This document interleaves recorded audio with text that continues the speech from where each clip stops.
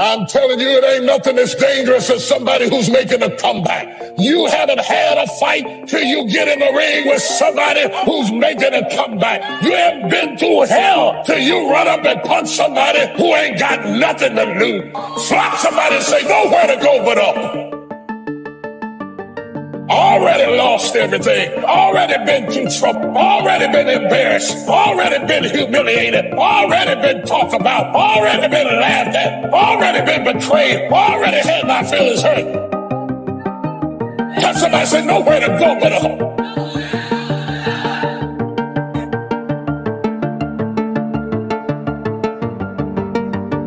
You can start to make a new stretch today. You can sign up for some new classes today. You can start engaging in constructive thinking today. You can make some life-changing decisions today. See, you don't ever have to be the same again, only by choice. And while you wait for prices to come down, I would go to work immediately and quickly on the refinement of your own thinking and the refinement of your own disciplines, and watch how quickly the equity of that starts to grow.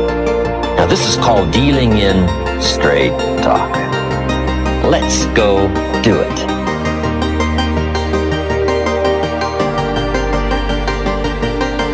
What's the first thing they say when you get on an airplane before they take off? Fasten your seatbelt. Why? Because you will experience some turbulence before you reach a comfortable altitude. The only way to get unstuck is that you need something stronger, something greater, holding the thing that is stuck. Because there's some people today that you're single and you feel like you're stuck. You feel like you're at a halt. You don't feel like you can progress in life. You don't have to be popular to be powerful. I ended up going to dinner with, becoming friends with, eating with, fellowshipping with people who started out hating me. I had the capacity to withstand their hatred and the capacity to embrace their friendship. I understood that time defines you. Some people will understand you later. I didn't have the help I needed. I didn't have the money to do what I was doing. I didn't know anybody. But I knew one thing. I'm not in this thing by myself.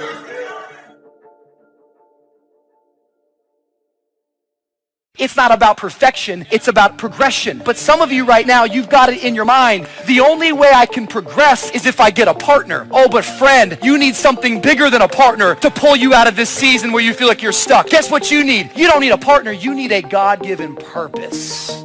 You need something stronger to pull you from the place where you feel like you're stuck. Life situations is to use the illustration of the seasons. Number one, you cannot change the seasons until you get your own planet. All of this has been set in motion. But here's the next piece of information. You can change yourself. You can't change the seasons, but you can change yourself. Life and business is like the changing seasons. Frank Sinatra sang, life is like the seasons. First, learn how to survive the winter. Speaking of life in its simplest aspect, the first key to learn in your life on the spinning planet is to learn how to survive. Now, there's all kinds of winters, right? The winter of the calendar, right? The winter of this actual season. But then there's financial winters and social winters, personal winters. But we understand those because we've all been through them. Now, here's the key on the winters. Some are long and some are short. Some are easy and some are tough. But they always come right after harvest, right after fall, autumn. So we cannot rearrange the coming of the winters. But here's what we could do. Get stronger, wiser, and better so that we can survive better. And our life will be less eroded by learning to handle the next winter. The next winter of a divorce, the next winter of an illness, the next winter of a death in the family, the next winter of a loss financially, the next winter of a crisis of whatever kind, to be better equipped. So here's the key, to learn the seasons so that you can approach it all in a very intelligent way. So you must think negative when it's positive. You must think winter when it's summer. Here's some of the best advice. It comes from classic tradition. A great story says, don't build your house on the sand in the summer. And I think we live in a world that doesn't know the difference between the public moments and the private moments. I think we're increasingly becoming, and this is just my old man rant, so please let me do it right now, because like I said, I'm a parent now, and I'm so scared for my kids who are growing up in a world where now they're growing up publicly. Everybody has their own broadcast journalism degree called Twitter. Everybody has a license to express their own opinion. And the phrase that got me is what his brother said. They want to convince him. They say, you got to get out of Galilee. This is too remote. This is not the right place for you to become a public figure. This is what I found out being a professional alone person. It's okay to be alone. I get over 1,000 messages every single day. And a lot of people write to me saying, Ralph, I just can't seem to find anybody I can get on with. And I don't like it. It's okay to be alone. The reason why a lot of people experience a lot of loneliness is because they are in resistance to being alone. Because being alone is frightening to the majority of the human race. You got to be with yourself. You got to go within. A lot of stuff is going to come out. That's why a lot of us, we want to always be with friends. But if you continue just to follow the crowd, you will only go as far as the crowd.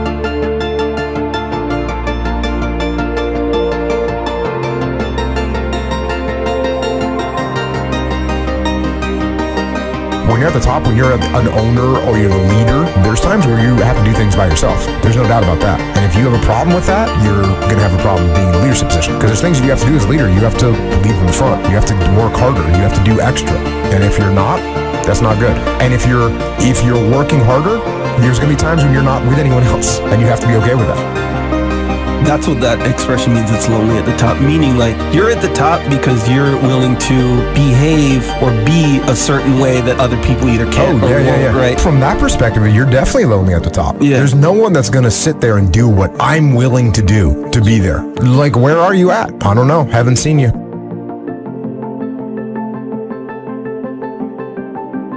If you want any value at all, come harvest. You gotta press, you gotta be bold. The high life is not for the timid and the shy. Some people mistake timidity for humility. Humility is a virtue. Timidity is a disease. Humility is almost godlike word. A sense of awe, a sense of wonder, a sense of understanding the distance in worth, an awareness of the human soul, the spirit, something unique about the human drama versus the rest of life. A grasp of the distance between us and the stars, and yet having the feeling that we're part of the stars.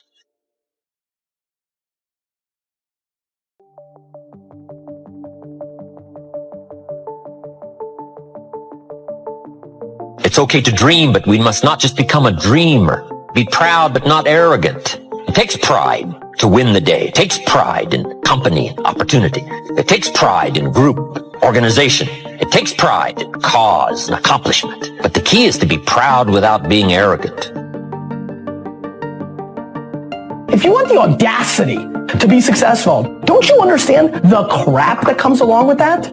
Like, I wanted the audacity to be in shape. It's come with a lot of crap. It's been a lot of work. You deal with it because it's a very small price to pay for all the phenomenal stuff that you headline read and you aspire to and you dream for. The problem is most of you don't want to eat that shit to get there.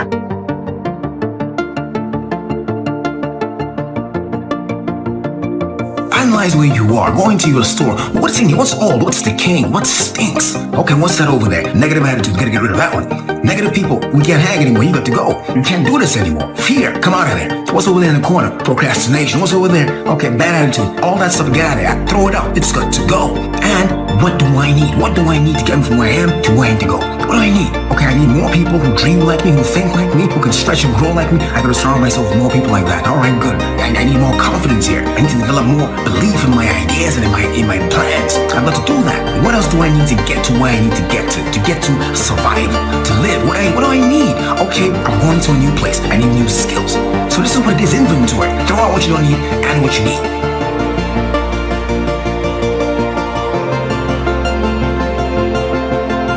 You must not be faked out when it's nice. You must think storm in the summer and not get faked out. And if you think storm, now you'll look for a rock on which to build your house. Now you're going to be safe. So you can't think nice when it's nice. You got to think storm when it's nice. The seasons are going to come and change. And if you're not educated to that degree, now you suffer a great loss. Now here's the next philosophy. The time to think positive is when it's negative. Why? Because the negative won't last long. How long is the winter? Isn't that long? Just hang on. It's not going to take that long. How long is the night? It's only a few hours. There's never been a double night. Couldn't you make it a few more hours? And the story says, yes, the night just can't last for. Sometimes it seems like it's going to last forever. And when you have insomnia, right, it seems like the night will never pass. But I'm telling you, sure enough, it will pass. So learn to think day when it's night. And then you must learn to think night when it's day. So you had to get it going, get it in before the night came. So this is a good idea now. Learn to think negative when it's positive. Learn to think storm when there is no storm. Learn to think winter in the summer. But then we must learn to think summer in the winter. We can make it through a few more hours, right? A few more days. It won't be that long. Hang in here. The spring will surely come. So the winters of life, learn to express those to other people, help them understand that as well as to try to understand it yourself. Now here's the next season, the spring. Spring is called opportunity. Not a guarantee. It's guaranteed the spring will come, but it's not a guarantee of a harvest. Here's the key. You must do something with the spring. Take advantage of the spring. Read every book you can get your hands on what to do with the springs of your life. Take advantage of the day, because the day follows the night. It's an opportunity now to turn things around. It's an opportunity to have a better one than the last one. It's an opportunity for a new beginning, a new spring, a new day, a new beginning. So spring is the chance to take advantage of another opportunity. Now, here's what you must do in the spring. It's a very short season usually. You must hurry. You wouldn't ask a farmer to go bowling in the spring. He hasn't got time. Why? The season is too short. The planting season is too short. You've got to get it done fairly quickly. Now, we call spring a window of opportunity. If you have a chance to talk to someone, the window's open. It may not stay open very long, so take advantage. Don't hesitate. Meet a new friend. Talk to somebody while the window's open. Now, here's the season for everybody to understand because it is so applicable to our life, and that's the season of summer. Two things we must do in the summer: nourish our values and protect. Nourish like a mother, protect like a father. The twin challenges in the summertime help to illustrate life, that we are confronted with both good and evil. Here's one of the better realistic illustrations, and that's health and illness at odds in your body. Illness trying its best to drive health into a small corner. Because if we get weak, I'm telling you, it moves in, takes the territory. So we're in the middle of this contest, and here's what it's called: opposites in conflict. Good, evil, liberty, tyranny, right? Health, illness, winning and losing, right? There's the struggle going on. But here's the key. It's the only way, it seems, it's the only way to create a human adventure. There doesn't seem to be any other way currently. It seems like to create an adventure, to create a unique human scenario, we need opposites in conflict. And it's the only way to have a civilized society. And we've got to fight these skirmishes. We've been fighting them forever. We've got to fight them forever. Whether they're inside your own body or whether they're in politics, no matter where they are. We must play this game. We must fight this game. But here's what it creates, a great adventure. Let me give you the ultimate now. Could you win if you couldn't lose? And the answer is no, it doesn't seem like it. You couldn't call it winning. You can't win if you couldn't lose. So that's the deal now. Negative, positive. Would there be negative, positive without negative? No, it doesn't seem like it.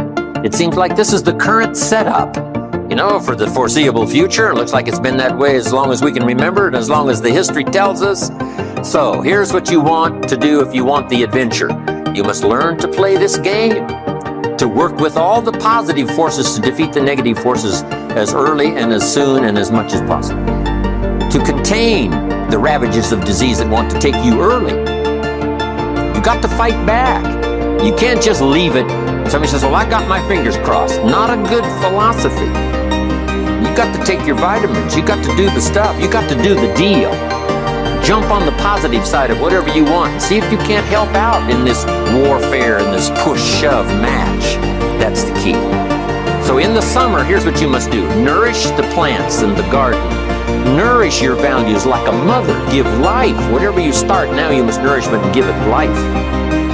Don't neglect a new life if you've started a new life. What if you said to a brand new mother, where is your baby? She says, I have no idea. You would say, no, that isn't right. If you start a new life, you must care for it. You must protect it. You must give it life, give it nourishment. Now here's the other part. You must protect it like a father. That's why the old wise man said, we must learn to love and hate. And the illustration he used was, you must learn to love good and hate evil. To deal with the weeds in your garden, you got to hate weeds. You got to hate them enough to what? Kill them. You can't say, well, poor weeds. Say, no, this ain't the deal, poor weeds. So, learn the good evil. Now, here's the greatest battle in the mind. Here's what you must not become in the summer in your mind. A victim of yourself. What is that insidious voice inside your own head that says, you're too short, it'll never work for you, you're too tall, right? It's over for you, right? It's never worked for you before. What gives you any idea that it'll work for you now? You've never been able to rise up and take charge of your life. What makes you think you can do it now? There's going to be too many obstacles out there. You'll never overcome them all. What is that insidious voice? It's the same game going on inside your head that's going on in the world. Liberty and tyranny in a push-shove match. And here's what you've got to do. Cooperate with the positive side of your life and let faith drive out doubt, right? Let winning drive out losing. Let positive drive out negative. But you got to get into the contest. And why get into the contest? Because that's how you create an adventure. There is no other way. It takes both. You've got to learn to laugh, yes, but that's not what the wise men only said. You can't just learn to laugh and keep on laughing. No, that's silly. It says there's also a time to cry. You've got to learn to both laugh and cry. Then it said you must be so sophisticated as not to laugh when it's time to cry. Then it further says you must learn to laugh with those that laugh and learn to cry with those that cry. That now gives you an understanding of what life is all about. Sadness and joy, the contest, the difference. And yet it creates the adventure. But here's the adventure: to overcome the evil, to put evil in its place. Just like in your mind, you've got to stand guard at the door of your mind and see if you can't suppress, see if you can't do battle with the negative forces. Don't become a victim of yourself. Beware of the thief on the street that's after your purse, but also beware of the thief in your mind that's after your promise. And see if you can't engage in this mental contest and win the day. That's the summer. Now here's one more season, and that's the season of harvest. Here's the key to remember harvest time. In due season, in due time, when it's time.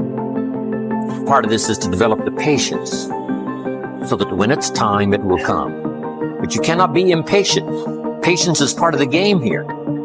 You can't plant the seed and 2-3 days later dig around and say, where's my crop, where's my crop? Say, no, come on, that's foolish. We'll take you away to some safe place. You got to plant and wait and exercise patience.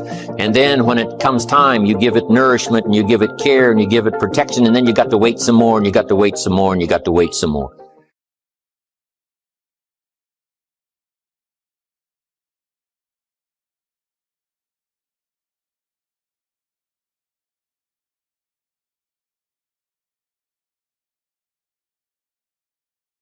Hey there, welcome to my channel DailyKeyMotivation 2024.